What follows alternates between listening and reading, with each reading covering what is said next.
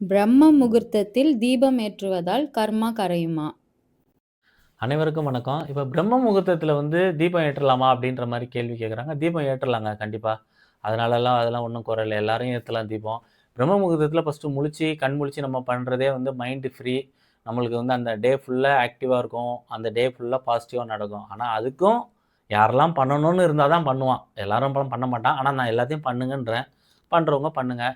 பண்ணா நல்லது நடக்கும். கர்மா தீபம் ஏத்துனா கர்மா கரையுமான்னா, நீ அந்த பிரம்ம முகூர்த்தத்துல எழுந்து ஃபர்ஸ்ட்டு தீபம் ஏத்துனாலே உனக்கு கர்மாவே இல்லன்னு அர்த்தம்.